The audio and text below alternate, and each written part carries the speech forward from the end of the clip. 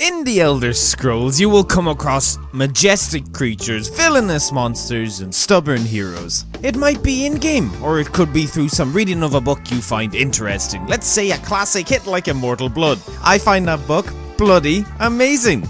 Good to read at night. No matter what you do, it can't ever be as bad as that Khajiit you found playing music with a chef hat on. Random things like that just don't happen to you because you aren't interesting enough. But here you are gazing upon the idea that you need an Irishman to tell you what to do and how you have never been more correct in your entire life. I hold the knowledge you seek, mortal viewer, and only by following my teachings will you learn. Today I have a tale to tell you, a tale of the Pale Lady, a wisp hidden deep in a crypt with a strange connection to a sword you can get. Who doesn't love a good religious tied plot? You ever seen Passion of Christ? It's my Eek's favourite movie. He watches it every Christmas with his family who don't in any way, shape or form feel scared after their involvement. What's that? There are already people typing in the comments. Video doesn't start until 2:23. This Irishman blows. Why do people sub to him? I could have found this on the wiki. Yeah, you could have. But you didn't, did you? You came to me, you fucking twerp.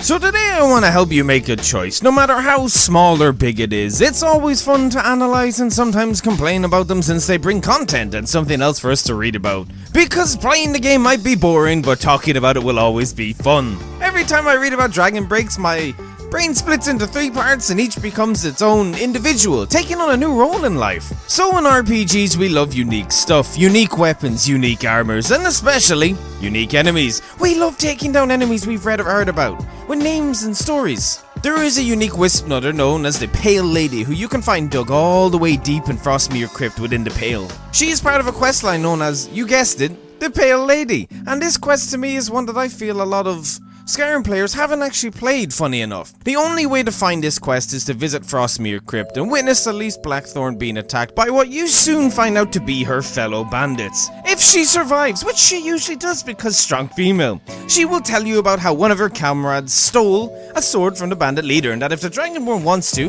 he can find it for himself. You can also loot a journal off her body if she's dead either by the bandits or you. I do not kill innocents. I do not kill innocents. Say it with me. I do not kill innocents.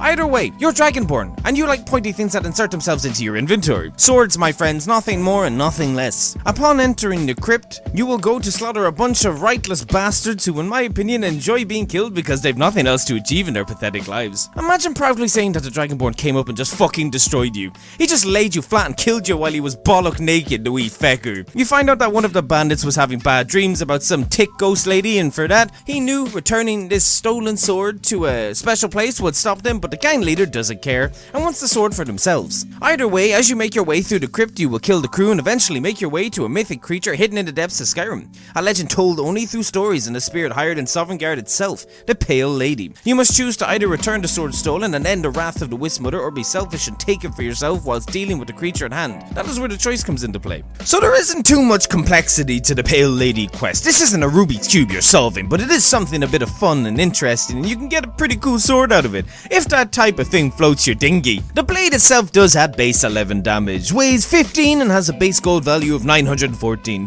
which is okay for a sword. Much better early game than at any other point. Additional effects are 25 points of frost damage on hit, and creatures and people up to level 16 flee from combat for 30 seconds. A pretty cool effect when encountering enemies in the early game. The ones you don't want to fight, for me, that would be goddamn bears and saber cats. Them hoes be killing me fast, bro. You can upgrade the sword with a steel ingot, but you need the steel smithing perk, as you know with any enchanted sword. The sword is super handy early, but not mid and late game. It depends on difficulty, of course, too. If on expert and above, this sword probably will not cut it for long, and getting it early on higher difficulties won't be easy. Wisp Mothers are scarce for a reason. They are hard bosses to encounter and defeat, and it's a task I am never excited to try and do when on higher difficulties. I don't remember the last time I played this game in a lower difficulty. Those times were nice. You can grab this weapon at the latest level 27, because that's when the best possible version of it is available, and it will contain the stats I read out earlier, but if that doesn't tickle your pickle, nothing will. No, of course you don't need to kill the Wisp Mother. You can return the sword to the pedestal and let her rest at peace without any further interactions, but if you do like to collect unique artifacts for your collections back at home,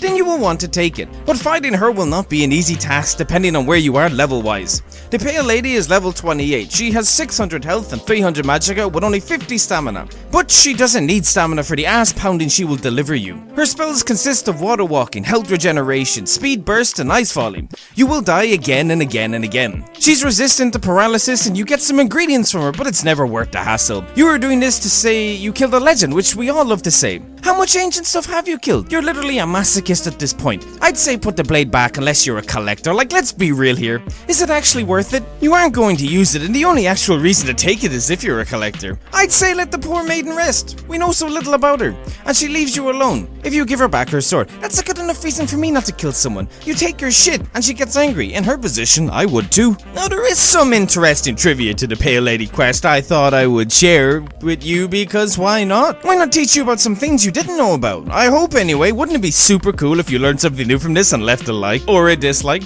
Wouldn't that just be the absolute coolest thing in the world? So there's a book that references the Pale Lady. It's called Lost Legends, and you can find this book and read it. It tells the tale of the Pale Lady in it and even gives her a name. Umriel. Imagine that. She has a name. I bet a lot of you didn't know she has an actual name. It's said that the heirs of Ysgramor battled for decades over before stealing her away, imprisoning her in Frostmere Crypt. It makes a lot of sense, but I wish we got to learn more about that specific history. It would have been awesome to understand and get to know. To make this place even more cold and frosty, you get a word from Iceform here, so it's a must visit if you enjoy putting people in their place. They find it kind of cold of you though. You can't use reanimate corpse on the Pale Lady. Not that you would, because you don't dabble in necromancy, you good moral standing human you. Two of the bandits, Elise and Rajir, were part of Hadvar Ironhand's gang before coming here. You can see this in Hadvar's journal, and I didn't actually know this until researching this video. I thought that was incredibly interesting. One more cool thing, you can recharge the blade for free by visiting the crypt and placing the blade in the pedestal. It's a lot of effort, but I bet you didn't know you could do it. Anyway, that's it for this video. I do hope you all enjoyed. I had a lot of fun making it. Make sure to check out my Patreon link below and consider supporting for as low as $1 a month. It really helps me out immensely. Leave a like or dislike and leave some comments below on what you think we should make a video on next. I am very interested to know. Thank you for watching. What other figures alongside the Pale Lady do you think are as interesting? Is it a specific drugger or maybe a dragon priest or a lonely farmer? So many characters with interesting plots and stories, so much to cover. That's what I love about the connecting lore of open world RPG games. Everything is usually connected somehow. Anyway, thank you my friends. Go have a wee bit of crack for the rest of the day. Hi, I'll chat you after.